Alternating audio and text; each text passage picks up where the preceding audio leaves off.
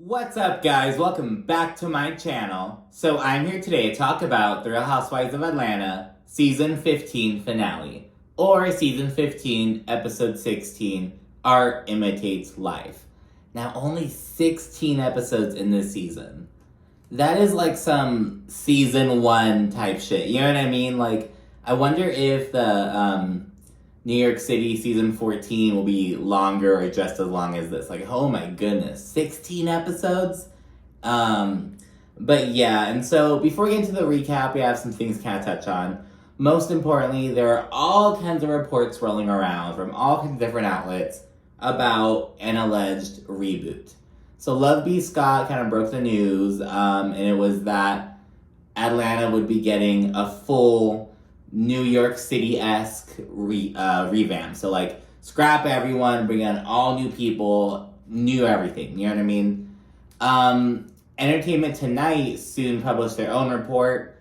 They had one source that said, oh, yeah, like, they basically confirmed that report. And this was all like, oh, sources close to production say this. You know what I mean? So it's always like, okay, well, is this just like some producer, some production assistant's estranged second cousin twice removed? You know what I mean? Like, who the fuck knows? And so Entertainment Tonight, they provided us one source that like backed that up, and then another source that said, no, no decisions haven't been made yet. They won't be made until after the reunion is filmed. And so in the reunion trailer, everyone was like, ooh, the ladies seem to be kind of bringing it for this reunion, okay? But then there's also speculation that like, oh, the ladies allegedly we're told that there's going to be some changes being made before season 16. So kind of like telling them, hey, better bring this shit for the reunion, bitch. You know what I mean? So I don't know. It's all speculation. Page 6 also like said something about it, but their source was like, oh, no decisions haven't been made yet. You know what I mean? Like they're not getting a full revamp or anything. So who the fuck knows? All up in the air. A lot of people are like, I don't think so. There's a lot of pushback against the idea of Atlanta getting a full, like recasting. You know what I mean? And people are pointing out, so recasting suggests that like, oh, it's the star's fault that the show didn't do super well. But they're like, no, it's on production. So it should be like, you know, switch up the production company, switch up the producers, but not the cast. People are also pointing out that the only reason that New York City got a full revamp is because, you know, there's that whole season 13 situation, that little HR kind of thing, you know? Now, if the show were to get a revamp, people are calling for it to be more of like a Miami kind of one, where like they keep a couple core people and then bring on some newbies and new friends of to kind of pat around. So like they kept Alexia and Lisa as full-timers, they kept Adriana and Marisol around as friends of, very involved friends of, I may add. Then added other new full-timers, other like a Kiki, another new friend, and you know what I mean? So they're calling it for it to be something like that. Specifically, they're kind of saying, oh, it should be Kenya, Kandi, and they should bring back Portia, and then have some newbies. Others are saying they want Drew to stay because of the divorce stuff. Like, I'm invested now, I want to follow this, blah, blah, blah. She's already on the show. We should follow it. She also got first seat at the reunion. Others are saying that Drew couldn't go. They're kind of over her, like, her acting, her lying, all that stuff that'll come up in the fucking reunion. So I don't know, girl. Also, people want Kenya to stay on, but Kenya has called out production recently on Carlos King. And now that's kind of historically a big no-no in terms of like housewives, you know what I mean? But if they wind up thinking that her criticisms are valid, you know what I mean, and that it was on production, can they really hold it against Kenya? I don't know, because she is just kind of bashing the show. I don't know. It's kind of iffy. I will say that I think that they'll kind of wait a bit longer before dropping season 16. So, like, kind of like Beverly Hills. So, like, they're supposed to kind of air, like, in, like, late spring, kind of going with the timeline, you know what I mean? But they're going to air in November instead. So, kind of like that's a little 6 months. Not as long of a gap as New York City had, of course, but I think they may take some extra time with Atlanta, do something with production, switch some people out. I don't fucking know, but something needs to change. I haven't seen much talk about Sonia or Sheree one way or the other, which I wouldn't say is a good sign. You know what I mean? But people seem to have feelings about Kandi, Kenya, and Drew staying. They also want Courtney to fucking go. If Drew stays, I wouldn't be surprised if Courtney stays as well. I don't know if your ladies are sour to her at this point after seeing her little hot mic moment. We'll touch on that in a moment. But yeah, there's just reboot chatter right now. You know what I mean? So that's the main thing. On top of that, there was some kind of chatter about Kandi's Speak On It episode with Courtney. So typically, Kandi drops Speak On It when the episode of Real Housewives of Atlanta airs on Sunday night. Either it comes out when the episode airs as well, or it comes out after the episode concludes. It comes out on Sunday nights though, traditionally. You know what I mean? And so word on the street, again, just speculation, because I didn't run to fucking watch Kandi's hour-long Speak On It with Courtney. I watched it now, but bear with me. Word on the street is that Kandi released the Speak On It episode at its usual time, and Courtney was saying some unsavory things about Drew's sister, Allison, because they got into a little disagreement in the episode. Allison's just not here for Courtney. And Courtney said something along the lines of I didn't come at her harder because I didn't know if I was going to trigger another mental breakdown. Now, what people are saying is that that episode came out, Kandi started getting backlash on social media about it, and Courtney is also getting backlash all around because she had a hot mic moment, or she said some pretty fucked up shit. The whole Speak On It episode. So yeah, Courtney's kind of getting dragged. So Kandi is accused of taking the episode down and then re-uploading it. I'm not sure how it's edited. I watched the episode. I didn't hear anything similar to the accusation. I don't know. People are speculating that she may have edited it out. I don't know though. But anyways, that's just some side note stuff that just recently bubbled up following the episode, but now let's get into the actual episode. So our Imitates life kicks off with Marlo accompanying Sonia for her 5-week appointment. Now, why the fuck isn't Ross there? He's still in fucking Austin. And it's yo, you can't trust the manager to hold shit down. You can just peep in, stay informed. You know what I mean? Why are you there so fucking often? So I don't know. Sonia was oh, Marlo, we bonded forever. You're going to hear the baby's heartbeat before Rossi. And it's oh my goodness. And Sonia says that she wants to celebrate this pregnancy just as much as she celebrated her first one. Because she says that in her family, it was always kind of geared for her to be the star. And Shari was in Sonia's shadow. And her whole thing is helping Sonia out. And that's what it's been. So she wants to celebrate it just as much. Dr. Jackie joins, and she kind of cautions Sonia against kind of being so open with Deuce, because he's fully aware of everything. She's only 5 weeks along. She's we typically like people to wait till they get out of the first trimester, the 12-week kind of, you know what I mean, when they get out of that kind of zone. But Sonia's it's too late, you know what I mean? He's already on the fucking ride. And yeah, at one point after kind of chat, Dr. Jackie's talking to Sonia, and she's oh, is this your sidekick? Kind of gesturing to Marlo. And, just the way she said it and, the way she looked, it's kind of oh, Sonia, this is who you're cozying up with on this cast? This is who you're aligning yourself with? This? Marlo? That's kind of about what it gave. But, anyways, we then see Drew and Ralph. While they're kind of chatting, Ralph is shitting on her acting career, because he's oh, you're just shooting sex scenes. And Drew's okay, so out of the 100-page script, that's what we want to focus in on, the sex scenes, you know what I mean? None of the other stuff, none of the other acting, and, filming sex scenes is acting, you know what I mean? It's a whole thing. So we learned that Ralph moved out of the bedroom, but he says it's only because Drew's schedule is disruptive at the moment. Because she'll be on set at Kandi's house until 3 a.m, get home, he has work in the morning, blah, blah, blah. But Drew's kind of okay, sure, whatever you say. Drew seats kind of bring up Monietta sharing the whole thing about Courtney calling Drew a bitch. She shows Ralph the video and everything. And side note, there's so many different interpretations to this shit. So everyone so far has been oh, Courtney's pointing at Sonia, so she's talking to Sonia. And that's kind of what production's been steering us towards. Then we have Drew and Monietta saying, no, she's talking about Drew. And then later on this episode, Courtney, she wound up saying, oh yeah, I was talking about you, Drew, I apologize. But that was just a bullshit thing just to get her off her back, basically. But then on Speak On It, Courtney was Oh, yeah, so I was impersonating Drew. So I was talking about her, I was impersonating her when she was talking about someone else. So I don't fucking know at this point. I don't give a shit. You know what I mean? It's just like, oh goodness.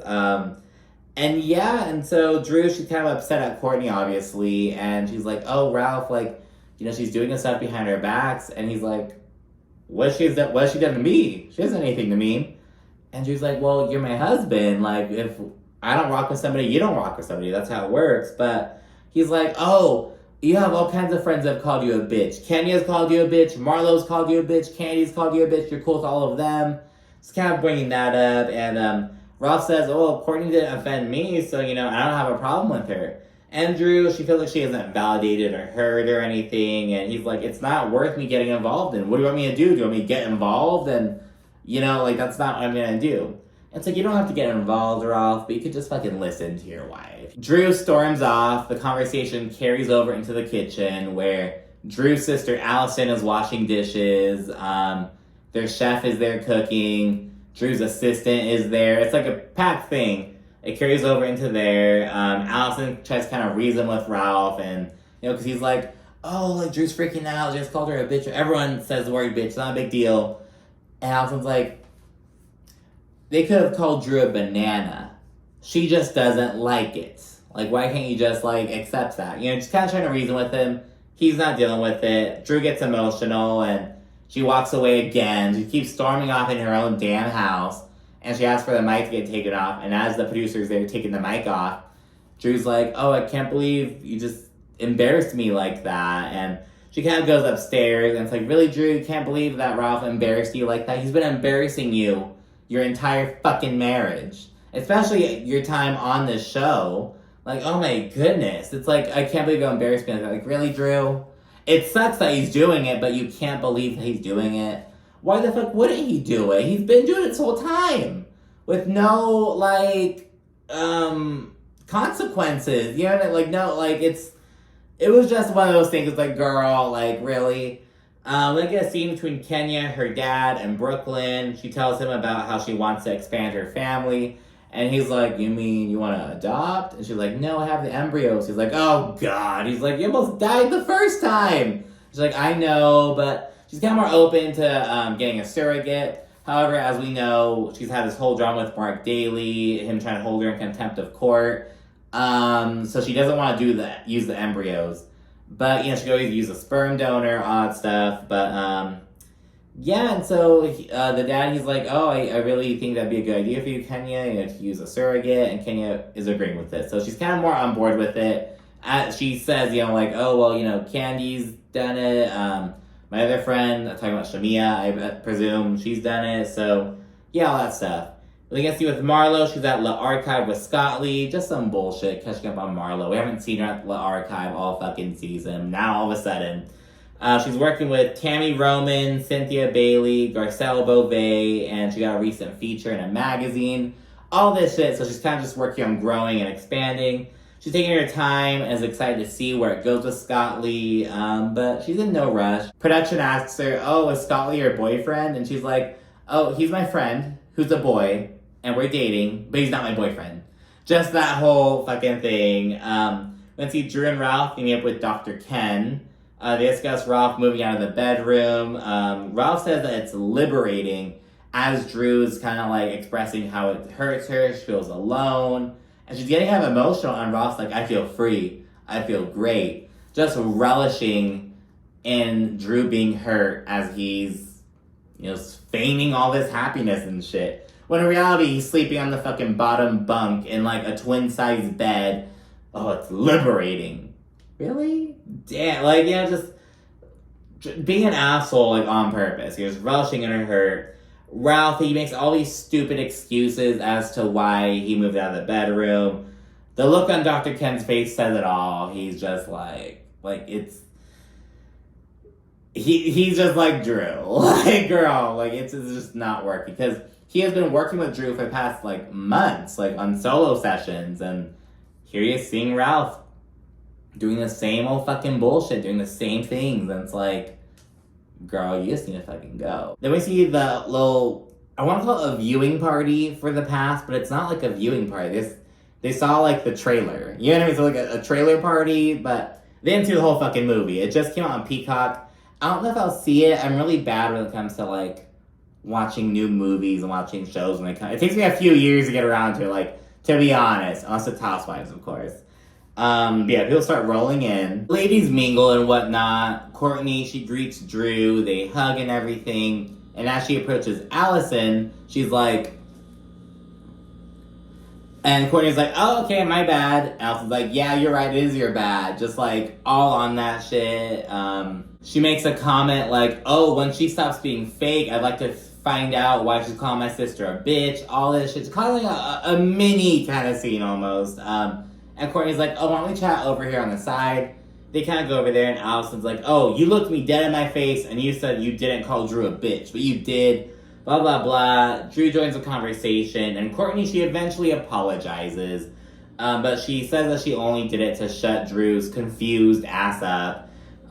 Sonia thinks everyone just needs to calm the fuck down. She's like, it's not a big deal. It's not a big deal, especially in the like, oh, this bitch. She wasn't even like, oh, you're a bitch. It was like, oh, this bitch. Like, and she wasn't even talking to Drew. She was talking about Drew. I don't think it's a big deal, to be honest. Like, oh my goodness. Then we see a trailer for The Pass. Afterwards, Drew sings and she redeems herself after the whole woo woo woo moment with Candace Dillard Bassett. Then we get some epilogue cards. For Kandi, we learn that she's working on a revival of The Wiz. She didn't get a Tony for her last production, but she's hoping to maybe get one with this one. Get closer to her being an EGOT person. With Sheree, we learned she had some fibroid shrinkage, so woohoo! That's really the only update we got. And they also said that she and Martell are still like saying they're just friends. That was Sheree's whole thing. I was like, okay, Sheree, nice. With Marlo, some Scott Lee stuff and some stuff about like, she's still working with her foster care initiative and being a Muntie and trying to expunge your stuff. Marlo had like the most extensive stuff. It was almost like, okay, I see what Kenya's saying about Marlo getting a good edit. With Kenya, we see her talking about the Kenya Moore hair spa. Actually see footage from the opening of it. Kenya was upset that this wasn't incorporated in the actual season. We just got this little 3-second fucking snippet. And of course, her end card also touches on how Mark was trying to hold her in contempt of court. All that stuff. And filming wrapped on January 28th, but it picked back up on March 1st because, news of Drew's divorce broke. And you see ladies reacting to the reports. They're like, oh my gosh, they're saying they're racing to the courthouse. Marlo's like, oh my gosh, she was playing fucking Mario Kart and shit. But yeah, also the Ty Young rumors about how Drew is allegedly, having an affair with Ty Young, who is a former WNBA player who dated Love and Hip Hop Atlanta star Mimi Faust. So yeah, we get some of that, and then afterwards we check in with Sonia, who opens up about her miscarriage. So she was all good at the 5-week point, but when she went back 2 weeks later, they were like, I don't think this is a viable pregnancy, it's not growing, and she was scheduled for a DNC, a dilation curettage procedure. Technically, a medical abortion, basically, like a necessary one. And she was like, I have a trip to go on, so I, need to head out, you know what I mean? Dr. Jackie was like, okay, it's fine. We can schedule it for when you get back. And when she was in New York, she had a really bad miscarriage. On the after show, she said she actually, felt it. Like, she felt the miscarriage, you know what I mean? So yeah, it was really bad. She said she lost a lot of blood. She needed a transfusion. And Sonia also says that, she was like, my initial reaction was to be like, all right, well, we'll just try for another baby right away. Deuce isn't gonna know the timeline of anything, you know what I mean? So it'll be fine. But he had a habit of laying on Sonia's tummy and saying a prayer and praying for baby sister. And the first night he did it after the miscarriage, she was just crying and she was like, I can't do this. I'm lying to him. I can't lie to him. So she ended up telling him about it, and he was crying and just not, it was really bad. She's talking to her mother about it. The grandma was crying, of course. It was just a really emotional moment. And yeah, on Sonya's epilogue card, of course, it mentions how, you know, she wound up getting pregnant again with her rainbow baby right away. And yeah, and we saw Sheree on the after show kind of really be there for Sonya.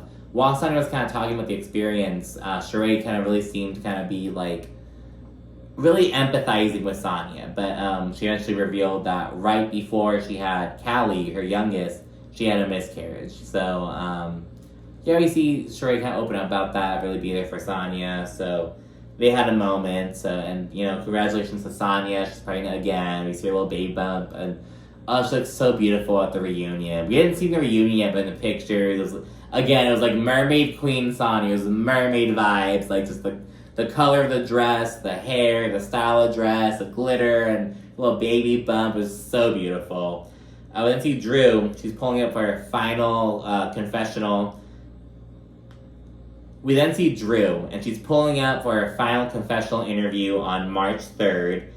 Kenya and Sheree, they show her some support. During the actual interview, Drew mentions how she lost her voice during her marriage, and she allowed things that no woman should ever allow. She let her husband have inappropriate relationships with other women. She allowed Tampa to happen. Cass really gets open about that, how she, you know, just turned a blind eye to all this whack-ass shit, basically. And Ralph, at his interview on March 4th, the next day, he says that he asked for a divorce after an argument. But neither he nor Drew want to fucking divulge the details. Their lawyers are like, no, do not talk about what led to that argument. Do not mention that. Do not speak on that. Who the fuck knows? So they do not want to spill too much or anything. During her interview, Drew learns about the Ty Young rumors. And in her confessional, Courtney says that Ralph confirmed that Drew is bisexual. And, you know, after cameras are down, because they do this thing where, like, okay, they're shooting, they have the camera here and they're shooting. Then when they're done, they'll be like, all right, like, camera's down. Like, they'll physically put them down, you know what I mean? But it was still going. And Courtney was like, she says she has pictures of Ty and Drew. And she also says, now we know why Drew's pushing so hard for that adoption. She was like, you're going to take care of these kids and pay these bills, or I'm out having a lesbian relationship. And it's like, wow, just showing her true colors. Like, goodness gracious. Drew says that she met Ty on the set of Kandi's movie, and Ty was actually friends with Drew's co-star, who was her lover, so that's kind of interesting. I'm kind of intrigued by that, because like, ooh, Drew's doing some great acting with her co-star, and then she winds up allegedly hooking up and doing something with her other friend who was there. I don't know, girl, very interesting. But Kandi did not like that Drew was like, I met Ty on the set of Kandi's movie.